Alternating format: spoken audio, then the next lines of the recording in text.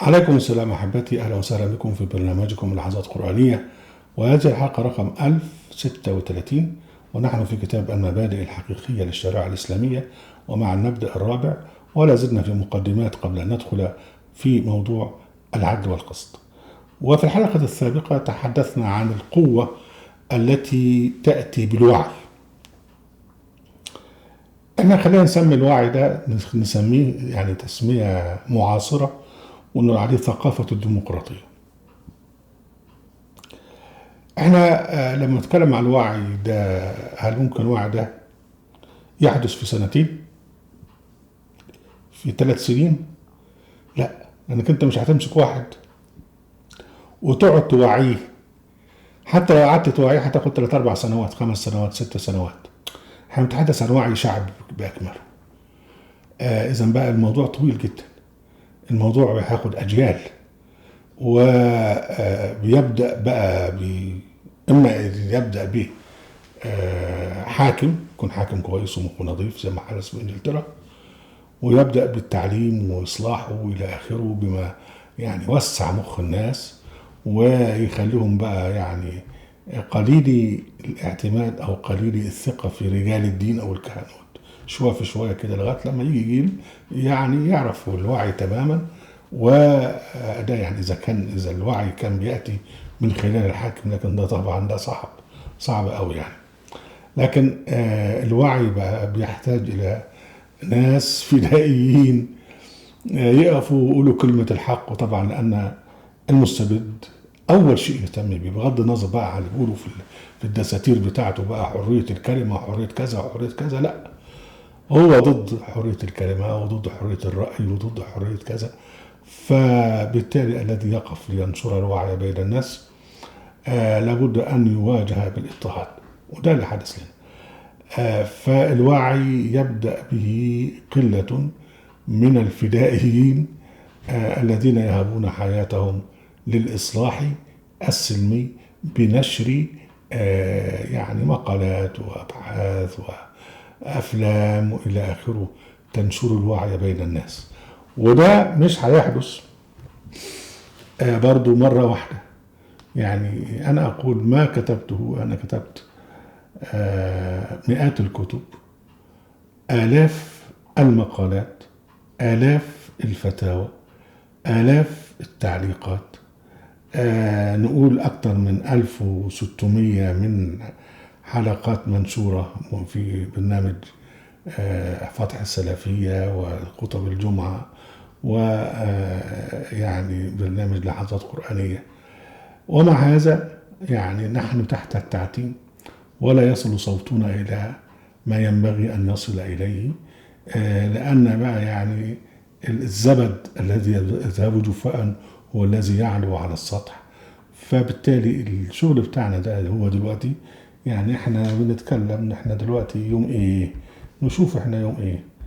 احنا يوم 28 مارس 2020. خد بقى عقود من الزمان بعد لما انا اموت وكذا وكذا، لغايه لما الناس يقول لك الله والله ده الكلام ده صح.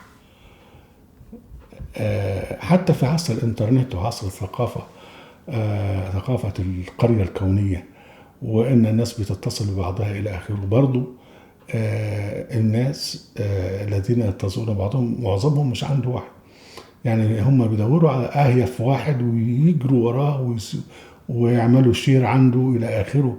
واحده ممثله، واحده رقاصه، واحد مخه بلغه من المشايخ الى اخره، الناس بتبقى وراه، جماعه المتابعين وراه على التويتر وغيره وغيره بملايين.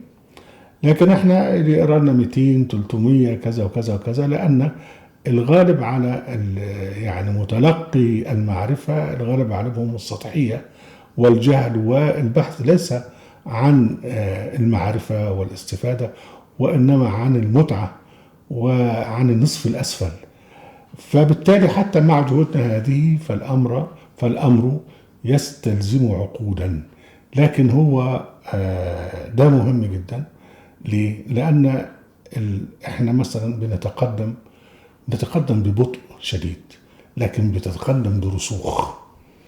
اللي بنقوله ناس بتعتنق 100%، ناس بتعتنق منه 90%، ناس بتعتنق منه 50%، ناس بتعتقد منه 10%.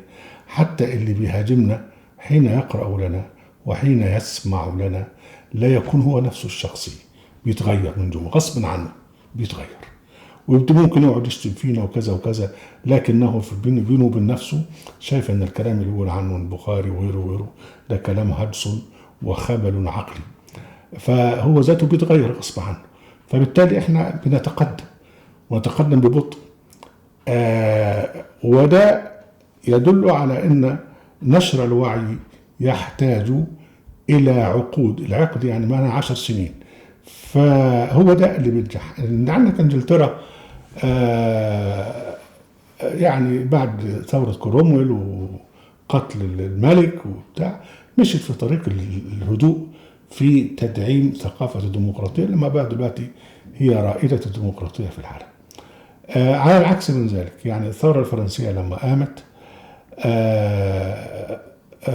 يعني ابتدت بقى بالاستيلاء على الباستيل، وبعدين قتل لويس السادس عشر وقتل مراته، وابتدى بقى الجماعة اللي هم العاقبة اللي هم أصدقاء الحرية والمساواة جم حكموا بالإرهاب، وبقى حكم المقصلة يقتلوا كل حد إلى آخره، وبعدين قضي عليهم، وبعدين جت مش عارف إيه، وبعدين ظهر نابليون بونابرت، وبعدين عمل بقى استولى على مصر في الحملة الفرنسية، وبعدين رجع، وبعدين حكم فرنسا، وبعدين دخل في حروب متوالية مع انجلترا ومع غيرها، ووصل باحتلال بقى ايطاليا واحتلال كذا الى اخره وبولندا. قصة طويلة جدا ترتب عليها قتل ما يقرب من 1,000,000 واحد من الفرنسيين وغيرهم، وده كله في طريق التحول الديمقراطي. بعد كده ابتدت بقى تحول ديمقراطي شوية في شوية، الجمهورية الثالثة، نابليون الثالث، مش عارف ايه، لغاية لما فرنسا في الآخر بعد الحرب العالمية الثانية تجلت فيها الديمقراطية. لكن بعد ما ضحت بكم ملايين، نحن لا نريد أن يكون التحول الديمقراطي سبيلا لسفك الدماء. احنا عايزين نتمنى أن تنتشر ثقافة الديمقراطية يعني بهدوء، خصوصا مع عصر الإنترنت. هذا ما نتمناه. نحن ندعو إلى إصلاح ديمقراطي وديني وتعليمي بالهدوء، ونرجو أن يقوم بذلك الحاكم حرصا على عليه وحرصا على المحكومين. الأمر بياخد فترة طويلة، وهذه الفترة كلما قل فيها سفك الدماء كان أفضل. أهلا وسهلا بكم محبتي في برنامجكم الأحداث القرآنية، وفي قناة أهل القرآن، وفي موقع أهل القرآن. لا تنسوا المشاركة بشير ولايك، وعليكم السلام.